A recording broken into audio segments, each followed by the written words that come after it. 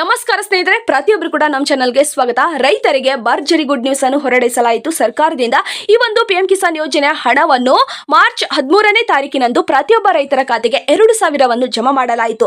ಆದರೆ ಕೆಲವೊಂದಿಷ್ಟು ರೈತರಿಗೆ ಏಕೆ ಹಣವನ್ನು ತಡವಾಗಿ ಹಾಕಲಾಗ್ತಾ ಇದೆ ಮತ್ತು ಆ ಒಂದು ರೈತರಿಗೆ ಯಾಕೆ ಹಣ ಹೋಗ್ತಾ ಇಲ್ಲ ಮತ್ತು ಇಂದು ಯಾವ ಜಿಲ್ಲೆ ರೈತರಿಗೆ ಹಣವನ್ನು ಬಿಡುಗಡೆ ಮಾಡ್ತಾ ಇದ್ದಾರೆ ಎನ್ನುವ ಮಾಹಿತಿಯನ್ನು ಕೂಡ ನಾನು ಇವತ್ತು ನಿಮಗೆ ಸ್ಪಷ್ಟವಾಗಿ ತಿಳಿಸ್ತಾ ಇದ್ದೇನೆ. ಪ್ರತಿಯೊಬ್ಬರು ಕೂಡ ಈ ಒಂದು ವಿಡಿಯೋನ ಕೊನೆವರೆಗೂ ನೋಡಿ, ಯಾವುದೇ ಕಾರಣಕ್ಕೂ ಸ್ಕಿಪ್ ಮಾಡಬೇಡಿ.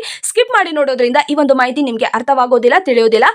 ಸ್ನೇಹಿತರೆ, ಮಾರ್ಚ್ 13ರಂದು ಅಸ್ಸಾಂನಲ್ಲಿ ನಡೆದ ಕಾರ್ಯಕ್ರಮದಲ್ಲಿ ನರೇಂದ್ರ ಮೋದಿಜಿಯವರೇ ಈ ಒಂದು ಹಣವನ್ನು ಕೂಡ ಬಿಡುಗಡೆ ಮಾಡಿದ್ರು. ಪ್ರತಿಯೊಬ್ಬ ರೈತರ ಖಾತೆಗೆ ಪಿಎಂ ಕಿಸಾನ್ ಯೋಜನೆ ಹಣ ಹೋಗುವಂತೆ ಮಾಡಿದ್ರು. ಈ ಒಂದು ಹಣವು 18,000 ಕೋಟಿಗೂ ಹೆಚ್ಚು ಹಣವನ್ನು ಬಿಡುಗಡೆ ಮಾಡಿದ್ರು ಮತ್ತು 9.3 ಕೋಟಿ ರೈತರ ಖಾತೆಗೆ ಜಮಾ ಮಾಡುವ ಅವಕಾಶವನ್ನು ಕೂಡ ಕಲ್ಪಿಸಿದ್ರು. ಆದ್ರೆ ಕೆಲವೊಂದಿಷ್ಟು ರೈತರಿಗೆ ಏಕೆ ಈ ಒಂದು ಹಣ ಹೋಗ್ತಾ ಇಲ್ಲ ಅಂತ ನೋಡೋದಾದ್ರೆ, ಸ್ನೇಹಿತರೆ, ಈ ಒಂದು ವಿಡಿಯೋನ ಮುಂದುವರಿಸುವ ಮೊದಲು ನೀವೇನಾದ್ರೂ ಮೊದಲನೇ ಬಾರಿಗೆ ನಮ್ಮ ಚಾನಲ್ಗೆ ಭೇಟಿ ನೀಡಿದ್ರೆ ಹಾಗೂ ಯಾರು ಕೂಡ ಇನ್ನೂ ಸಬ್ಸ್ಕ್ರೈಬ್ ಆಗದಿದ್ದರೆ ಈ ಕೆಳಗಡೆ ಕಾಣುವ ಸಬ್ಸ್ಕ್ರೈಬ್ ಬಟನ್ ಮೇಲೆ ಕ್ಲಿಕ್ ಮಾಡಿಬಿಟ್ಟು ಪ್ರತಿಯೊಬ್ಬರು ಕೂಡ ಸಬ್ಸ್ಕ್ರೈಬ್ ಆಗಿ. ಹಾಗೆ ಯಾರೆಲ್ಲ ಈ ಒಂದು ವಿಡಿಯೋನ ನೋಡ್ತಾ ಇದ್ರು ಒಂದೇ ಒಂದು ತಪ್ಪದೆ ಲೈಕ್ ಅನ್ನು ಕೊಟ್ಟು ನಿಮ್ಮ ಸ್ನೇಹಿತರಿಗೂ ಕೂಡ ಈ ಒಂದು ವಿಡಿಯೋನ ಶೇರ್ ಮಾಡಿ. ಸ್ನೇಹಿತರೆ, ಈ ಒಂದು ಹಣವು ಮಾರ್ಚ್ 13ನೇ ತಾರೀಕಿನಂದು ಬಿಡುಗಡೆ ಆದ್ರೂ ಕೂಡ ಈಗ ಒಂದು ವಾರ ಕಳೀತಾ ಬಂತು. ಆದ್ರೂ ಕೂಡ ಕೆಲವೊಂದಿಷ್ಟು ರೈತರಿಗೆ ಏಕೆ ಹಣ ಹೋಗ್ತಾ ಇಲ್ಲ, ಈ ಒಂದು ಹಣ ಯಾಕೆ ವಿಳಂಬವಾಗ್ತಾ ಇದೆ ಅಂತ ನೋಡೋದಾದ್ರೆ, ಸ್ನೇಹಿತರೆ, ಬಹಳಷ್ಟು ರೈತರು ತಪ್ಪುಗಳನ್ನು ಮಾಡ್ತಾ ಇದ್ದಾರೆ. ಏನು ಅಂದ್ರೆ, ಅವರ ಒಂದು KYC ಸಂಪೂರ್ಣವಾಗದೇ ಇರುವ ಕಾರಣಗಳಿಂದ ಅವ್ರಿಗೂ ಕೂಡ ಹಣವನ್ನು ಜಮಾವಾಗ್ತಾ ಇಲ್ಲ. ನಿಮ್ದು KYC ಎಷ್ಟು ಪೂರ್ಣಗೊಳ್ಳುತ್ತದೆಯೋ ಅಷ್ಟು ಬೇಗ ನಿಮ್ಮ ಖಾತೆಗೆ ಹಣ ಜಮಾವಾಗುತ್ತದೆ ಮತ್ತು ಆಧಾರ್ ಕಾರ್ಡ್ಗೆ ಬ್ಯಾಂಕ್ ಖಾತೆ ಲಿಂಕ್ ಆಗಿರಬೇಕು. ಪ್ರತಿಯೊಬ್ಬರಿಗೂ ಕೂಡ ಈ ಒಂದು ಹಣ ಜಮಾವಾಗಬೇಕಂದ್ರೆ ಆಧಾರ್ ಕಾರ್ಡ್ಗೆ ಬ್ಯಾಂಕ್ ಖಾತೆ ಲಿಂಕ್ ಆಗಿರಬೇಕು ಮತ್ತು ಬ್ಯಾಂಕ್ ಖಾತೆಯಲ್ಲಿ ಯಾವುದೇ ಒಂದು ದೋಷ ಇರಬಾರ್ದು. ನೀವು ಈ ಒಂದು ಯೋಜನೆ ಲಾಭ ಪಡೆದುಕೊಳ್ಬೇಕಂದ್ರೆ ರೈತರೇ ಆಗಿರಬೇಕು. ಹಾಗಿದ್ರೆ ಮಾತ್ರ ಈ ಒಂದು ಹಣ ನಿಮ್ಮ ಖಾತೆಗೆ ಜಮಾವಾಗುತ್ತದೆ. ಸ್ನೇಹಿತರೆ, ಇವೆಲ್ಲ ನಿಮ್ಮ ಡಾಕ್ಯುಮೆಂಟ್ಸ್ ಸರಿಯಾಗಿದ್ರೂ ಕೂಡ ನಿಮ್ಗೆ ಹಣ ಬಂದಿಲ್ಲ ಅಂದ್ರೆ ರೈತ ಕೇಂದ್ರ ಅಥವಾ ತಹಶೀಲ್ದಾರ್ ಕಚೇರಿಗಳಿಗೆ ಹೋಗಬೇಕಾಗುತ್ತದೆ. ತಹಶೀಲ್ದಾರ್ ಕಚೇರಿಗೆ ಹೋಗಿ ನಿಮ್ಮ ಪ್ರತಿಯೊಂದು ಡಾಕ್ಯುಮೆಂಟ್ಸ್ ಅನ್ನು ತೆಗೆದುಕೊಂಡು ಹೋಗಿ ಅವ್ರಿಗೂ ಕೂಡ ತೋರಿಸಿದ್ರೆ ಅವರು ಕೂಡ ನಿಮಗೆ ಸಹಾಯ ಮಾಡುವಂತೆ ಸರ್ಕಾರದಿಂದ ತಿಳಿಸಲಾಗಿದೆ. ಪ್ರತಿಯೊಬ್ಬರು ಕೂಡ ನಿಮ್ಮ ಹಣವನ್ನು ಚೆಕ್ ಮಾಡ್ಕೋಬೇಕು. ಯಾವ ರೀತಿ ಅಂತ ಕೂಡ ನಾನು ತಿಳಿಸ್ತೇನೆ. ಆ ಒಂದು ಹಣವನ್ನು ಚೆಕ್ ಮಾಡ್ಕೊಂಡ್ರು ಹಣ ಬಂದಿಲ್ಲ ಅಂದ್ರೆ ಪ್ರತಿಯೊಬ್ಬರು ಕೂಡ ರೈತ ಕೇಂದ್ರಕ್ಕೆ ಅಥವಾ ತಹಶೀಲ್ದಾರ್ ಕಚೇರಿಗೆ ಭೇಟಿ ನೀಡಿ ಈ ಒಂದು ಮಾಹಿತಿಯನ್ನು ಕೂಡ ಅವ್ರಿಗೂ ತಿಳಿಸಿದ್ರೆ ಅವರು ಕೂಡ ನಿಮಗೆ ಸಹಾಯ ಮಾಡ್ತಾರೆ. ಈ ಒಂದು ಹಣ ಬರ್ಬೇಕಂದ್ರೆ ಪ್ರತಿಯೊಬ್ಬರದ್ದು ಕೂಡ KYC ಕಂಪ್ಲೀಟ್ ಆಗಿರಲೇಬೇಕು ಮತ್ತು ಆಧಾರ್ ಕಾರ್ಡ್ಗೆ ಬ್ಯಾಂಕ್ ಖಾತೆ ಲಿಂಕ್ ಆಗಿರಲೇಬೇಕು ಮತ್ತು ನಿಮ್ಮ ಆಧಾರ್ ಕಾರ್ಡ್ ಬ್ಯಾಂಕ್ ಖಾತೆ ಅಪ್ಡೇಟ್ ಆಗಿರಬೇಕು. ಮತ್ತು ಇನ್ನೊಂದು ಮುಖ್ಯವಾದ ವಿಷಯ ಏನಂದ್ರೆ, ನಿಮ್ಮ ಬ್ಯಾಂಕ್ ಖಾತೆ ಕೂಡ ಚಾಲ್ತಿಯಲ್ಲಿರಬೇಕು.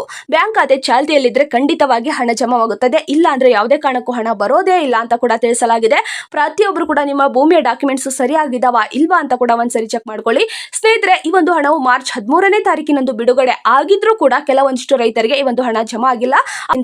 ಆ ಒಂದು ಯಾವ ಕಾರಣಗಳಿಂದ ಅಂತ ಕೂಡ ನಾನು ಇವತ್ತು ನಿಮಗೆ ತಿಳಿಸಿದ್ದೇನೆ.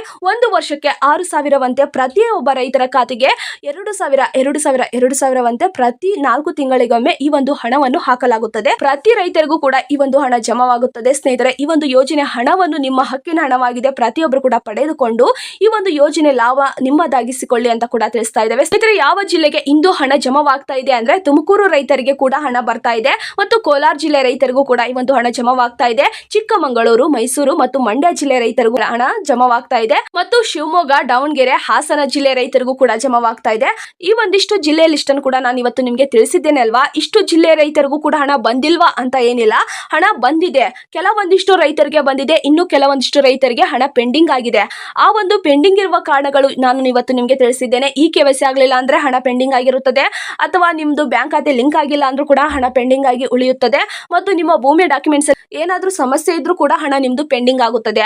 ಆ ಒಂದು ಸಮಸ್ಯೆಗಳನ್ನು ಬಗೆಹರಿಸಬೇಕಂದ್ರೆ ನೀವು ತಹಶೀಲ್ದಾರ್ ಕಚೇರಿ ಅಥವಾ ರೈತ ಸಂಪರ್ಕ ಕೇಂದ್ರಕ್ಕೆ ಭೇಟಿ ನೀಡಿ ಅವರು ಕೂಡ ನಿಮಗೆ ಸಹಾಯ ಮಾಡ್ತಾರೆ.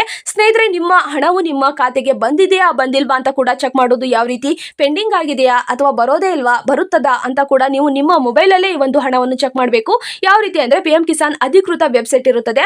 ಆ ಒಂದು ವೆಬ್ಸೈಟ್ ಅನ್ನು ಓಪನ್ ಮಾಡಬೇಕಾಗುತ್ತದೆ. ಕ್ರೋಮ್ ಅಥವಾ ಗೂಗಲ್ ಆಪ್ ಅನ್ನು ಓಪನ್ ಮಾಡಿ ಅಧಿಕೃತ ವೆಬ್ಸೈಟ್ ಅನ್ನು ಹಾಕಬೇಕಾಗುತ್ತದೆ. ಪಿಎಂ ಕಿಸಾನ್ ಗೌರ್ಮೆಂಟ್ ಇನ್ ಎನ್ನುವ ಅಧಿಕೃತ ವೆಬ್ಸೈಟ್ ಲಿಂಕ್ ಇರುತ್ತದೆ. ಅದನ್ನು ಹಾಕಿದ್ರೆ ಆ ಒಂದು ವೆಬ್ಸೈಟ್ ಲಿಂಕ್ ಓಪನ್ ಆಗುತ್ತದೆ. ಓಪನ್ ಮಾಡಿದ್ರೆ ಬೆನಿಫಿಸಿಲಿಟಿ ಸ್ಟೇಟಸ್ ಅಂತ ತೋರಿಸಲಾಗುತ್ತದೆ. ಅದರ ಮೇಲೆ ಕ್ಲಿಕ್ ಮಾಡಿ ಕ್ಲಿಕ್ ಮಾಡಿದ ನಂತರ ನಿಮಗೆ ನಿಮ್ಮ ಆಧಾರ್ ನಂಬರ್ ಅನ್ನು ಹಾಕಿ ಅಥವಾ ನಿಮ್ಮ ಮೊಬೈಲ್ ಸಂಖ್ಯೆಯನ್ನಾದ್ರೂ ಹಾಕಿದ್ರೆ ನಿಮಗೆ ಹಣ ಬಂದಿದೆಯಾ ಬಂದಿಲ್ವಾ ಅಂತ ಕೂಡ ತೋರಿಸಲಾಗುತ್ತದೆ. ಅಲ್ಲಿ ನಿಮ್ಮ ಹಣದ ಲಿಸ್ಟೇ ಬರುತ್ತದೆ. ಪೆಂಡಿಂಗ್ ಇದ್ರೆ ಪೆಂಡಿಂಗ್ ಅಂತ ತೋರಿಸುತ್ತದೆ ಅಥವಾ ಹಣ ಬಂದಿದ್ರೆ ಸಕ್ಸಸ್ಫುಲ್ ಅಂತ ತೋರಿಸುತ್ತದೆ.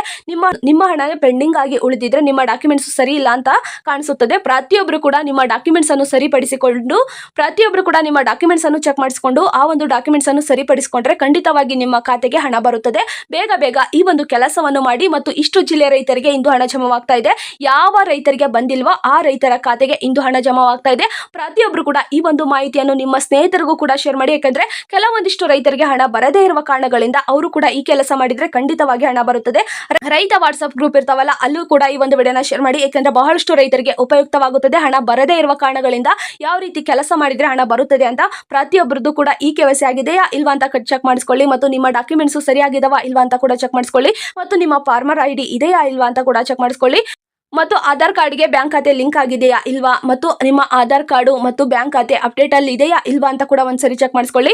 ಮತ್ತು ಚಾಲ್ತಿಯಲ್ಲಿ ಇರಲೇಬೇಕು. ಮತ್ತು ನಿಮ್ಮ ಆಧಾರ್ ಕಾರ್ಡ್ ನಲ್ಲಿ ಇರುವ ಮೊಬೈಲ್ ನಂಬರ್ ಕೂಡ ಚಾಲ್ತಿಯಲ್ಲಿ ಇರಬೇಕು. ಹಾಗಿದ್ರೆ ಮಾತ್ರ ಯಾವುದೇ ಒಂದು ಸಮಸ್ಯೆ ಆಗೋದಿಲ್ಲ. ಸರ್ಕಾರದಿಂದ ಯಾವುದೇ ಒಂದು ಯೋಜನೆ ಹಣ ನಿಮ್ಮ ಖಾತೆಗೆ ಬರ್ಬೇಕಂದ್ರೂ ಬೇಗ ಬಂದು ತಲುಪುತ್ತದೆ. ಈ ಒಂದು PM ಕಿಸಾನ್ ಯೋಜನೆ ಹಣವನ್ನು ಪ್ರತಿಯೊಬ್ಬರು ಕೂಡ ಪಡೆದುಕೊಳ್ಳಿ. 22ನೇ ಕಂತಿನ ಹಣ ಪ್ರತಿಯೊಬ್ಬರು ಕೂಡ ಮುಖ್ಯವಾಗಿರುತ್ತದೆ.